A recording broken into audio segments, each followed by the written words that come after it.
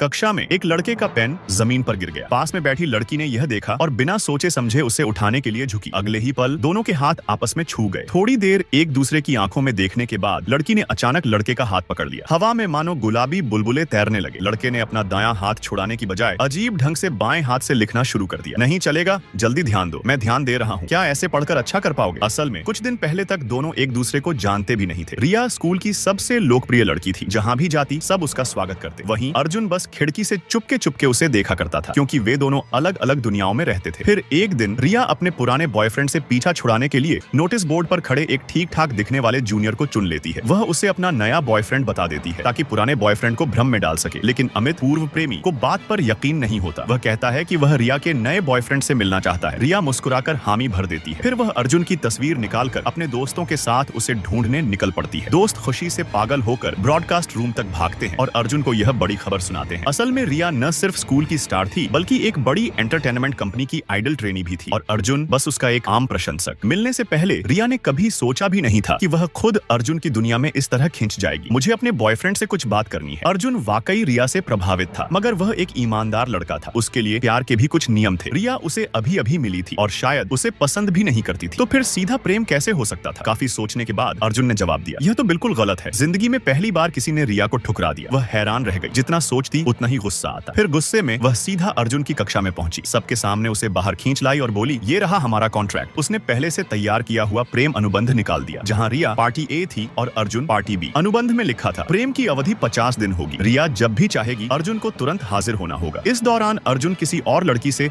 अकेले नहीं मिल सकता। उसके मन में कोई और इरादा नहीं होना चाहिए। अर्जुन का यह पहला रिश्ता था। दिल में उसने कई उम्मीदें संजो रखी थी, लेकिन एक बात उसे खटक रही थी। अब जब वे कपल बन चुके हैं तो बार बार रिया को दीदी कहना अजीब लगता है। वह चाहता था कि कोई और नाम हो। जैसे कुछ ही दिनों बाद नया और पुराना बॉयफ्रेंड आमने सामने होने वाले थे। स्कूल के मैदान पर रिया और अमित इंतजार कर रहे थे। अर्जुन पहले तो झिझका, मगर आखिरकार आ ही गया, क्योंकि वह लंबे समय से रिया को मन ही मन चाहता था। उसने ठान लिया कि इस नकली रिश्ते को सच में बदल देगा। हेलो, मैं हूँ तुम्हारा एक्स अमित। अमित को समझ ही नहीं आया कि यह सब क्या हो रहा है। कल ही उसका ब्रेकअप हुआ था और आज रिया ने नया बॉयफ्रेंड बना लिया, वह भी कोई ऐसा जूनियर जो हर तरह से उससे कमतर था। रिया और अर्जुन को साथ जाते देख अमित गुस्से में हंस पड़ा। हालांकि यह रिश्ता महज एक कॉन्ट्रैक्ट से शुरू हुआ था, लेकिन अर्जुन पूरे विश्वास से कहता है अगर वह अपना दिल सच्चाई से दे तो यह समझौता असली प्यार में बदल जाएगा। मगर रिया ने बिना सोचे समझे उसे ठुकरा दिया। ये तो बस एक अनुबंध है।